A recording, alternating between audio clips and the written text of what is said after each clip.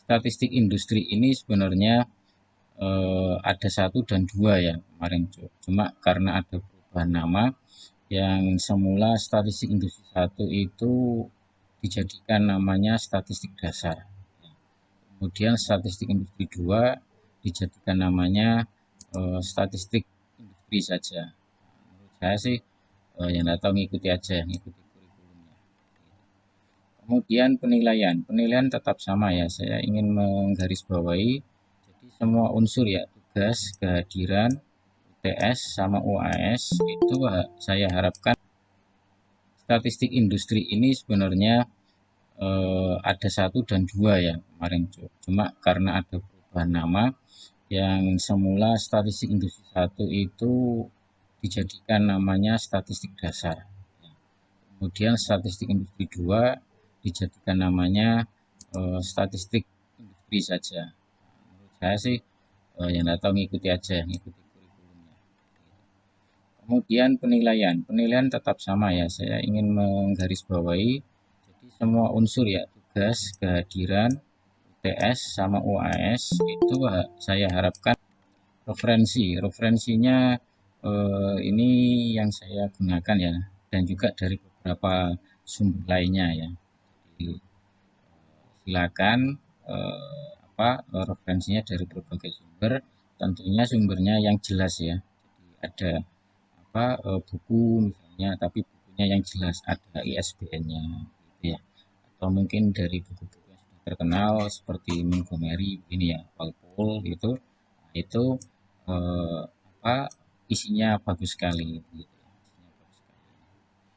Nah, statistik untuk insinyur, ya, statistik untuk insinyur dan ilmuwan. Nah, materi pertama, nah, nanti ilustrasi ya. Pertemuan ini industri statistik dasar dengan industri gitu kan. Nanti pada pertemuan ini saya ingin menunjukkan atau kita pelajari mengenai SPSS ya. Jadi kita coba di statistik deskriptifnya, saya harapkan diperkuat begitu ya. Karena kalau tidak tahu di deskriptif statistiknya ya, dan menggunakan software aplikasinya, nanti untuk selanjutnya itu menjadi lebih susah begitu. Tidak ada dasarnya. Jadi nanti makanya untuk saat ini nanti kita coba masuk di eh, apa softwarenya, terus kemudian cara mengoperasikannya untuk statistik deskriptif. Nanti pertemuan kedua itu kita akan membahas pertemuan selanjutnya ya, uji hipotesis. Jadi uji hipotesis itu nanti ada konsep statistik parametrik ya, kemudian ada konsep statistik non parametrik. Statistik non parametrik. Nah, statistik yang parametrik itu ada beberapa macam, beberapa jenis ya metodenya. Kemudian statistik yang non parametrik juga ada beberapa jenis. Nah, ini yang non parametrik. Nah, dan ini memang mungkin biar masuk ya, karena menurut saya memang kalau belum pernah ada istilah asing ya, asing itu yang mungkin belum paham sama sekali. Ya, oke. Kemudian nanti ada juga materi analisis of varian, namanya semester akhir ya. Pertama kita akan mempelajari metode analisa regresi ya, sifatnya yang sederhana maupun yang berganda atau multiple ya. Kemudian nanti akan kita coba pelajari desain eksperimen ya, desain eksperimen atau rancangan percobaan dengan menggunakan metode statistik ya. Nah, kemudian nanti tidak kalah pentingnya ya, ada namanya quality control, di pengendalian kualitas dengan statistik. Nah, di sini kita akan pelajari macam-macamnya ya, macam-macamnya di sini ya. Nah, saya ingin menekankan bisa mengoperasikan yang statistik deskriptif dulu ya. Statistik deskriptif kita dengan menggunakan SPSS. Ini kalau yang file di sini ini versi lama ya. Jadi tampilannya agak berbeda versi lama. Karena versi lama, maka saya coba perbarui dengan menggunakan versi baru. Nah, versi barunya SPSS 23 ini. 23 anggap ini modul. Ini sekaligus nanti sebagai praktikum ya. Nah, datanya, nah, ini datanya ada di dalam softwarenya setelah kita install. Kita coba menggunakan data customer database ya. Customer database maksudnya ya. Nah, cara membukanya, nah, kita masuk di sini ya. Misalnya ini kosongan, saya buka datanya customer database, open data. Oke. Nah, software dari IBM SPSS itu ada di C ya, kebanyakan ada di C ya. Kemudian kalau misalnya bitnya 64, nah, maka program file ya. Kalau bitnya 32 biasanya ada di program file 86 ini ya. Kalau punya saya kan 64, saya masuk sini, program file, kemudian cari IBM, ya. Kemudian cari ini, masuk terus, ya. Nah, kemudian cari sampel, kode sampel, masuk. Nah, di sini ada banyak file ya. Nah, pilih yang customer database ini ya. Kita tunggu. Nah, ini datanya ini. Jadi di SPSS itu ada dua ya tampilan. Pertama namanya variable view ya. Yang kedua data view. Variable view itu isinya nama variabelnya. Variabel yang nanti kita olah ya. Ini banyak ya. Nah, kalau data view isinya datanya. Ini datanya. Isinya datanya. Nah, ini ya datanya ya. Oke, pertama ini bagian dari modul ya. Jadi nanti sebagai tugas pertama silakan untuk disimak ya. Nah, pertama kita akan mempelajari yang namanya frekuensi. Nah, frekuensi di sini dasar ya. Jadi dalam mengungkap ya statistik deskriptif ya. Statistik deskriptif itu kita mempelajari frekuensi. Statistik deskriptif ya. Jadi sifatnya yang deskriptif, menggambarkan saja. Kita belum masuk kepada pengujian, belum masuk kepada analisa ya. Jadi kita hanya menggambarkan deskriptif. Kita mempelajari frekuensi. Nah, di dalam prosedur frekuensi di SPSS ya, nanti kita bisa juga di samping tabel ya, berupa angka tabel ya, kita juga akan bisa menampilkan grafik ya, diagram batang, lingkaran ya, histogram begitu ya. Bedanya apa? Diagram batang, lingkaran, histogram. Nah, di sini ada konsepnya ya di sini. Nah, jadi frekuensi di sini salah satu perintah di dalam SPSS ya. Nah, yang bisa menampilkan berupa tabel frekuensi ya, berupa tabel ya, berupa tabel, juga berupa grafik gitu. Bisa ditampilkan berupa grafik juga.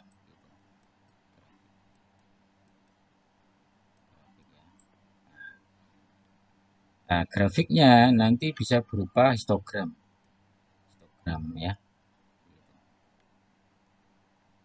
Oke, nah ini konsepnya. Saya pikir nanti harus dibaca ya. Silakan baca ya. Kemudian nah, grafiknya bisa grafik batang ya. Grafik batang atau istilahnya bar chart ya. Bar chart batang. Oke. Nah, kemudian histogram. Jadi grafik batang sama histogram itu berbeda ya. Kalau grafik batang itu digunakan untuk datanya yang kategori. Kategori misalnya apa? Kategori misalnya laki-laki, perempuan itu kategori ya. Oke, nilai apa eh, huruf A, B, C, D, nah, itu kategori ya, bisa kita tampilkan. Nilai A, B, C, D itu kategori datanya. Maka kita tampilkan menggunakan grafik batang ya. Atau istilahnya tidak kontinu datanya, tidak kontinu. Oke, nah, kalau histogram di sini untuk menampilkan yang data kontinu. Artinya datanya tidak kategori ya. Bedanya itu ya. Nah, kadangkala histogram itu untuk nilai, nah, yang data kontinu itu seperti apa? Ada nilainya, ada nilainya. Tapi dalam interval misalnya itu data kontinu. Ini dipelajari di statistik dasar ya. Eh, Skala pengukuran nominal ada data. Jadi data itu skalanya ada 4 ya secara umum ya. Pertama, skala data nominal. Nominal. Nominal ini hanya membedakan ya, membedakan. Nominal saya singkat ya. Kemudian yang kedua ada skala data ordinal. Ordinal ini membedakan dan mengurutkan. Contohnya, misalnya eh, lulusan ya, lulusan sekolah dasar, sekolah menengah, sekolah tinggi, begitu. Nah, itu membedakan dan mengurutkan. Itu namanya ordinal. Kalau nominal ini hanya membedakan. Contohnya apa? Misalnya tadi laki-laki, perempuan itu hanya membedakan. Kita tidak mengurutkan di situ, ya. Kemudian yang ketiga, skala data yang ketiga namanya interval. Nah, interval di sini berarti sifatnya sudah punya interval dan punya nilai sebenarnya.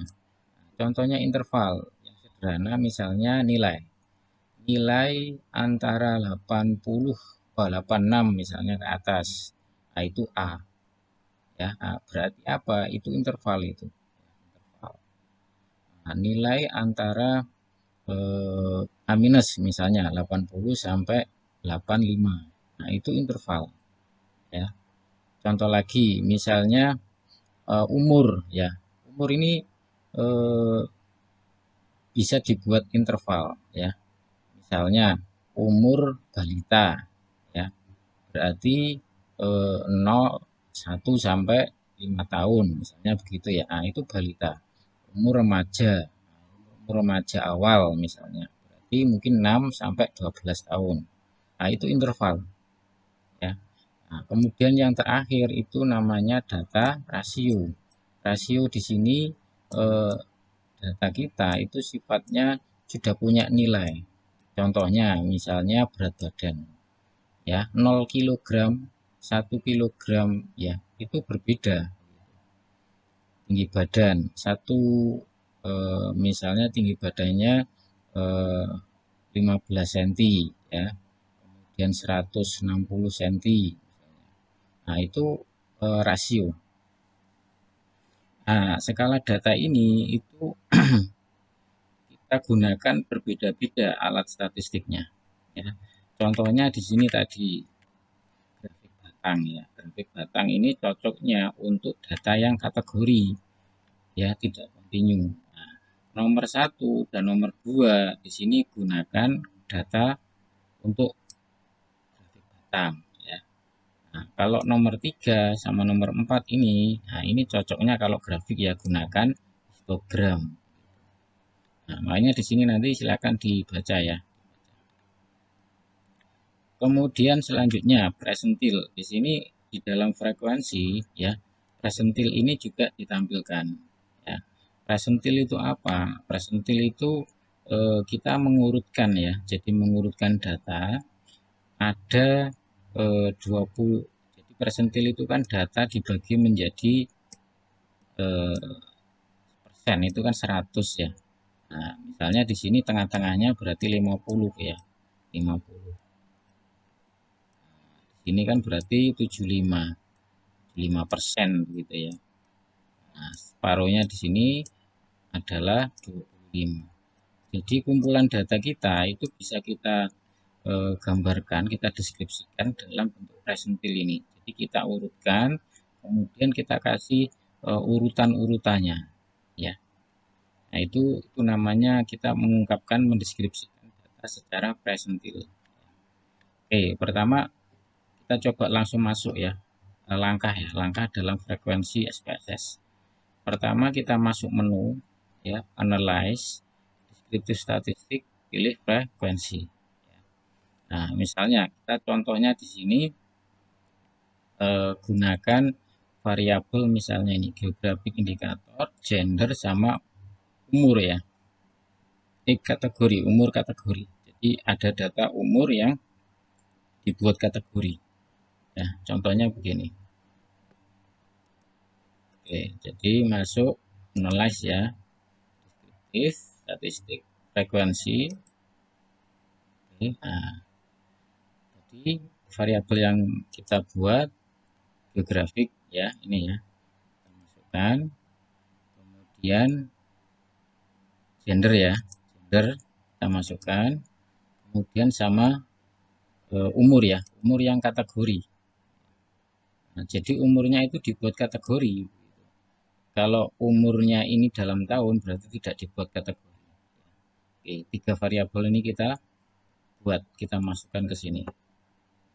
Ikuti saja langkahnya di sini ya. Kemudian coba gambarnya kita langsung buat ya. Gambarnya langsung kita buat. Nah, di sini gambarnya ini kita buat. Oke. Misalnya kita tampilkan yang gambar diagram batang ya, bar chart ya, bar chart. Ini ada 3 pilihan ya, bar chart, pie chart, atau histogram. Chartnya seperti ini, misalnya bar chart begini ya. Oke, kemudian informasi lagi lainnya, ini mau kita tampilkan dalam prosentase atau dalam nilai frekuensi gitu pilihannya. Kalau frekuensi berarti berupa angka, kalau persentase berupa prosennya. Nah, saya lebih cenderung kalau ini kan kategori ya, datanya kategori ya, saya buat persentase saja.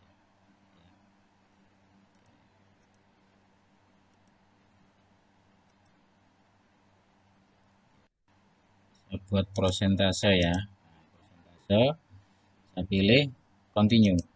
Oke. Nah, jadi di sini frekuensi ya, saya mau menampilkan secara nilai tabel, angka-angka dalam tabel frekuensinya, juga gambarnya tadi, gambar dari 3 variabel ini, variabel geografik. Jadi ini region ya, region itu berarti daerah, misalnya daerah A, B, C begitu. Kita mau frekuensinya berapa. Kemudian gender ya, nah, ini frekuensinya berapa persen. Kemudian umurnya, itu frekuensinya berapa persen. Oke, ini centang display berarti tabelnya yang nanti kita buat. Oke,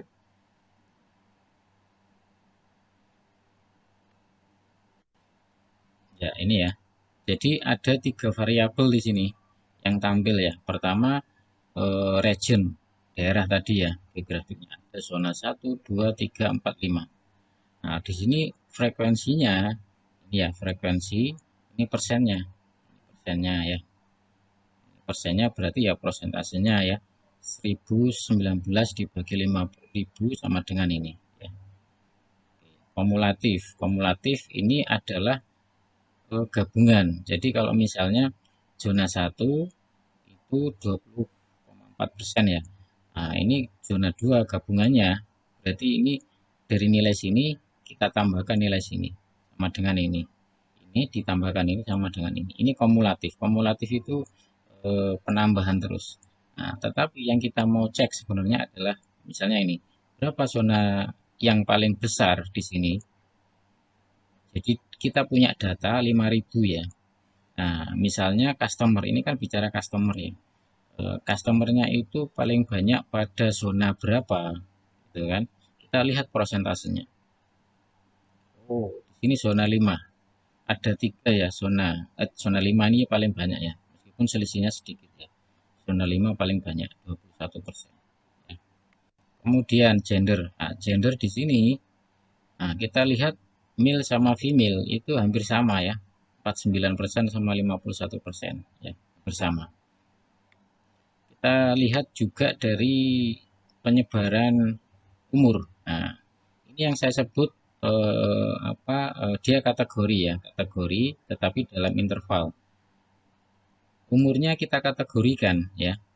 Kalau dalam tabel umurnya tidak kita kategorikan ya, distribusi frekuensi istilahnya ya, frekuensinya kita tidak kategorikan, maka nanti akan menyebar banyak, tidak praktis, susah untuk dipahami. Kalau di sini kita menjadi paham kelompok umur yang paling banyak ya pada responden di sini ya, yakni ini antara 35 sampai 49 tahun. Ya. Berapa persen? 24,9%. Nah, ini yang perlu di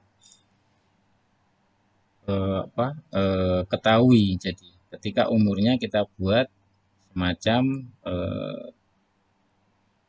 pengkategorian begitu ya. Nah, ini berupa tabel. Kalau kita buat grafiknya, grafiknya ini, grafiknya. Nah, grafiknya ya. Ini untuk ini gendernya ya, gendernya. Nah, ini untuk kategori umurnya. Ya. Masalahnya di sini mungkin nggak muncul ya angka-angkanya ya. Kalau pada tabel di sini kan muncul. Coba ya kita edit ya supaya bisa nampak atau muncul nilai ini umur 34, 5 sampai 49 ini tuh berapa nilainya? Berapa persen ya? Caranya klik dua kali. Ini klik dua kali ya. Oke, akan muncul chart editor ya, chart editor di sini. Nah, kemudian pilih di sini elemen ya. Kemudian ini show data label. Show data label ya. Nah, oke, akan muncul nilainya ini ya. Kita tutup saja. Ini sudah kita muncul ya nilainya ya. Mau diatur di mana-mana ya, boleh ya. Nah, berarti ini akan lebih menginformasikan ya.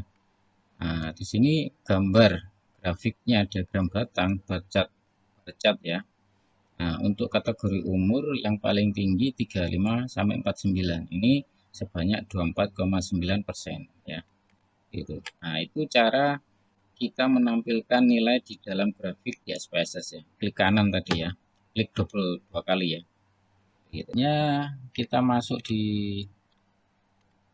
statistik deskriptifnya ya. Coba ya statistik deskriptifnya. Jadi ini yang menjadi tugas ya. Yang menjadi tugas itu jadi ikuti langkah di sini ya. Kemudian tugas pertama. Nah, ini tugasnya ini. Jadi di sini ikuti tugas di sini sebagai ganti praktikum ya, karena memang mata kuliah ini adalah praktikum. Nah, gunakan file yang saya sebut tadi ya. Kemudian tampilkan outputnya di sini, ikuti aja petunjuknya ya pada buku ini, modul ini. Kemudian simpan ya filenya di MS Word ya, dan kemudian dikasih penjelasan singkat aja. Jadi ini tugas pertama ya, tugas pertama. Kenapa harus dibuat ini? Karena pertama ini konsepnya praktikum, kedua sebelum masuk kepada statistik inferensia yang analisa pengujian, tentunya statistik deskriptifnya harus bisa, gitu. Kalau tidak tahu sama sekali ya nanti akan ada kesusahan ya agak susah nanti pada tahapan selanjutnya. Ya, ini dikerjakan. Ya, deskriptifnya. Kalau tadi sifatnya ke arah frekuensi, frekuensi itu sebenarnya masuk di deskriptif ya. Tapi dalam bahasan di SPSS itu prosedur frekuensi itu penting, makanya dibuat sendiri ya. Nah, di sini kan statistik deskriptif itu ada frekuensinya, ada deskriptifnya ya, ada explore gitu. Nah, yang kita bahas ini hanya dua ini. Ya, minimal kita bisa mengeluarkan ini dan kita bisa menginterpretasikan ya. Itu nanti akan sangat membantu. Ya. Oke. Ini ada 3 kelompok ya nilai, yakni memusat. Jadi kumpulan data kita itu akan memusat di mana ya. Nah, memusatnya itu nilainya yang kita mau tampilkan min rata-rata, median. Median itu apa? Median itu nilai tengah ya. Mode itu modus ya. Nilai yang paling sering muncul. Kemudian ukuran yang kedua adalah variabilitas. Variabilitas berarti penyebaran ya di sekitar rata-rata. Nah, nilainya nanti ditampilkan standar deviasi varians. Jadi kumpulan data itu kan tentunya itu ada squareness-nya ya, kurtosis. Nah, ini nanti yang mau kita tampilkan di statistik deskriptif ya. Ya, ini nanti kita akan dapatkan dari apa di statistik deskriptif ini. Jadi di sini deskriptif nanti di sini ya. Nah, kita akan dapatkan dari data yang mau kita variabel data yang mau kita sampaikan. Nah, oke. Nah, di sini di poin-poin penting aja ya yang ingin saya sampaikan. Nah, jadi sebenarnya begini, kumpulan data kita ya itu memiliki suatu distribusi pola ya. Namanya distribusi normal. Ingat ada ya kemarin kita belajari mengenai distribusi kalau normal itu polanya seperti ini. Jadi dia akan membentuk seperti bel ya, suatu bel. Artinya apa? Dia memusat di tengah di sini ya. Nah, nilai pusatnya ada di tengah sini, tetapi ada nilai yang penyebarannya ke samping. Nah, nilai penyebaran ke samping ini tidak besar, tidak sebanyak di tengah begitu. Nah, kalau kondisi bentuknya seperti ini disebut kumpulan data kita itu berdistribusi normal. Nah, berdistribusi normal artinya apa? Itu mendekati kondisi populasi, kondisi umum. Jadi kita ini kalau dikumpulkan ya populasi manusia misalnya, nah itu bentuknya itu adalah berdistribusi normal. Gitu. Artinya apa? Orang yang pada umumnya atau istilahnya yang normal, dia itu akan memusat atau memiliki pola pola yang sama. Misalnya cara berpikir yang sama di sini. Tentunya ada yang memang agak berbeda, yaitu sebelah kanan atau sebelah kiri. Di bawah min, di bawah pemusatannya di sini, atau memang di atas pemusatan. Jadi distribusi normal itu akan banyak kita gunakan sebagai acuan ya, sebagai acuan dalam kita mengambil kesimpulan dari suatu populasi.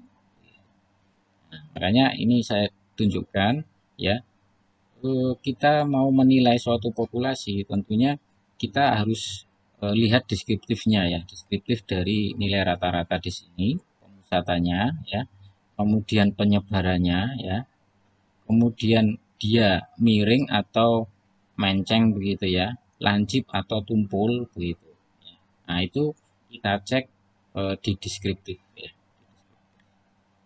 Nah, ini ya, jadi ukuran pemusatan sudah saya sampaikan tadi. Ukuran penyebaran itu variabilitas ya, menyebar ke kanan atau ke kiri itu berapa banyak ya. Ini makanya SD ya, ini tulisannya SD itu standar deviasi. M itu min ya, tengah-tengah. Datanya menyebar ke kiri atau ke kanan berapa standar deviasi? 1 kali kah, 2 kali kah, atau 3 kali kah? Dan seterusnya. Datanya menyebar ke kiri berapa kali ya? Nah, itu variabilitasnya. Nah, simpangan dari normal ini yang saya sebutkan tadi bentuknya itu apakah miring ya? Fairness itu kemiringan ya. Kemiringan, miring kiri, miring kanan, ataukah eh, simetris. Nah, saya sebut simetris itu kalau sebelah kanan sama sebelah kiri seimbang, itu simetris. Tetapi kadangkala polanya itu miring, skenes ya, miring kiri atau miring kanan. Artinya itu tidak simetris. Nah, itu bisa kita cek nilainya miring kiri atau miring kanan itu dengan nilai squeness. Squeness ya. Kemudian kita juga bisa cek data kita itu, kumpulan data kita itu tumpul ya, tumpul atau lancip. Nah, berarti eh, lancip itu kan runcing ya. Nah, itu bisa kita cek dengan nilai kurtosis. Nah, sini ya. Ini lancip ya, lancip. Ini tumpul ya. Nah, begitu. Ya, ini gambarannya seperti ya. Nah, kurtosis ya ini. Jadi, kalau ini skenas ya, kemiringan. Nah, ini miring kanan. Artinya kumpulan data kita itu tidak simetris. Kalau tidak simetris berarti tidak normal. Ini miring kiri, miring ke kiri maksudnya. Ini miring ke kanan. Gitu, ya. Gambarannya seperti itu. Ini gambaran dari distribusi deskriptif data kita gitu. Dan kita harus tahu cara mengeluarkannya, cara menampilkannya. Nah, kemudian ini ya tadi ya sudah ini. Nah, sebenarnya ini lebih dalam ya. Jadi ukuran kestabilan data kita itu kumpulan data kita misalnya ya eh, ada 100 orang ya ditanya mengenai suatu pertanyaan ya jawabannya itu pasti ada perbedaan jawaban ya ada yang jawaban misalnya 5 ada yang 4 ada yang satu ada yang dua. Nah, tentunya ada errornya ada penyimpangannya. Nanti ukurannya kita cek di kestabilan di sini. Namanya ukuran statistiknya namanya standar error. Oke, kembali lagi ya. Jadi ini bisa kita tampilkan juga di dalam deskriptif ya, masih deskriptif. Oke, kita langsung masuk ke langkah-langkah ya di SPSS-nya. Sama caranya kita masuk di deskriptifnya ya. Nah, kemudian yang mau kita buat itu variabel apa? Misalnya di sini variabel household income. Household income ini berarti apa? Pendapatan rumah tangga ya. Sama number of people. Number of people. Ya. Number of people. Dua variabel ini coba kita masukkan ya. Kita pilih ya untuk kita deskriptifkan. Kemudian nilai deskriptifnya yang mau kita tampilkan apa? Nah, di sini min untuk penyebarannya, dispersion ini penyebaran, standard deviation, minimum maksimum ya, misalnya begitu. Itu coba kita keluarkan ya. Jadi saya kembali ke datanya, analyze, deskriptif, kita pilih yang deskriptif ya. Oke. Tadi kita pilih variabelnya yang household income. Nah ini ya, household income. Satunya nama variabelnya number of people. Number of mana number of people.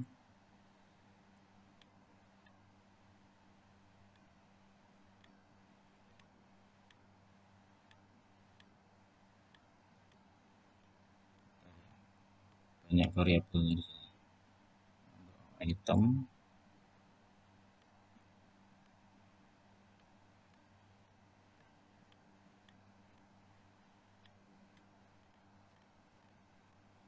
Atas ya berarti. Ini coba number of people.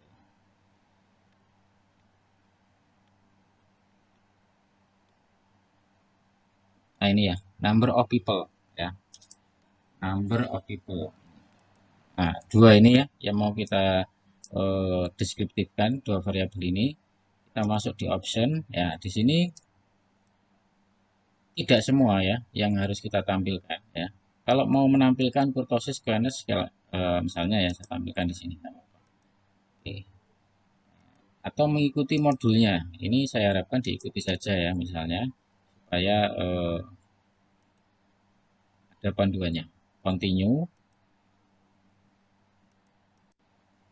Oke, saya oke ya. Oke sekarang. Ini tampilannya. Nah, ini tampilannya dua variabel jadi pendapatan rumah tangga ya.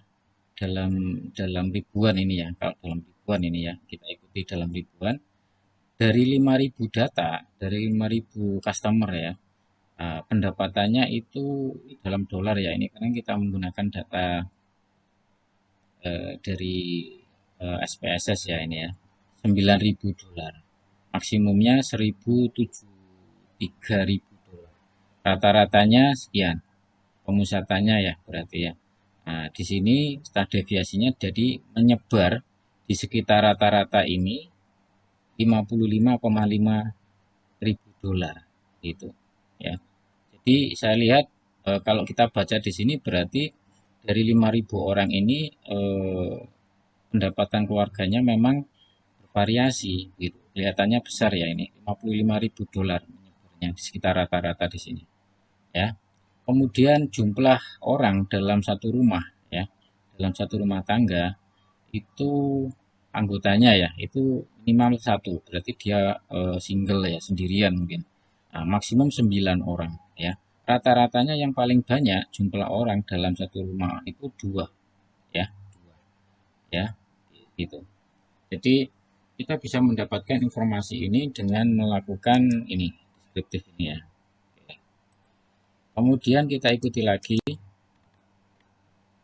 Nah, ini aja. Jadi kalau mau menampilkan lainnya, silakan. Nah, di sini nanti silakan sebagai lanjutan ya. Tadi kan masih satu ya tugasnya. Apa no, cuma satu ini dua. Jadi yang kedua. Jadi ini juga dikerjakan. Dikerjakan. Jadi ini tugas sebagai ganti dari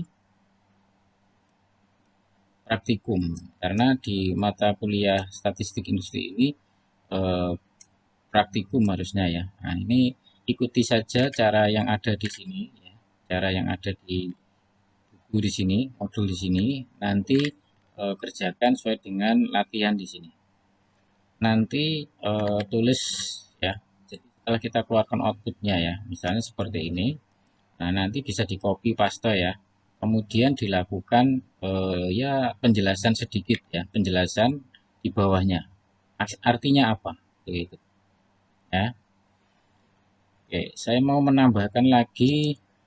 Nah, misalnya ini deskriptifnya saya tampilkan lebih banyak ya. Misalnya tadi distribusinya ya, kurtosis squareness-nya ya. Kemudian ringnya, misalnya begitu ringnya. Ini cukup ya. Saya continue. Kemudian kalau style di sini tidak diperlukan, hanya sifatnya format ya. Tab juga tidak diperlukan. Ya. Nah, oke. Ya. Tabel statistiknya di sini menjadi bertambah ya, karena ada nilai statistik lain yang ditampilkan ya. Nah, ada squareness, ada kurtosis. Di sini kita cek yang ini aja, misalnya ring ya.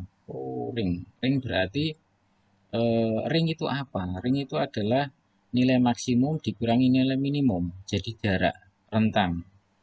Jadi data yang paling tinggi sampai paling rendah sampai paling tinggi nilainya berapa? Nah, di sini selisihnya ini coba kita kurangi. Di sini ya 1073 dikurangi 9 akan sekian. Ya, artinya apa? Di sini pendapatan dari rumah tangga itu bervariasi dari 5.000 orang ini. Ya, dari yang 9.000 dolar per tahun sampai 1.073. Kita lihatnya ini melihat ini cukup banyak ini. Cukup ringnya cukup tinggi. Kemudian jumlah orang juga dalam rumah tangga. Ini ringnya tinggi ya, 8. Nah, rata-ratanya sekian ya. Miring. Nah, ini hampir mendekati 0. Jadi kalau squamous sama kurtosis kalau mendekati 0 ya, artinya apa? Squamous itu kan kemiringan. Kurtosis itu lancip atau tumpul ya. Kalau mendekati 0 atau 1 ya, dari mendekati 1.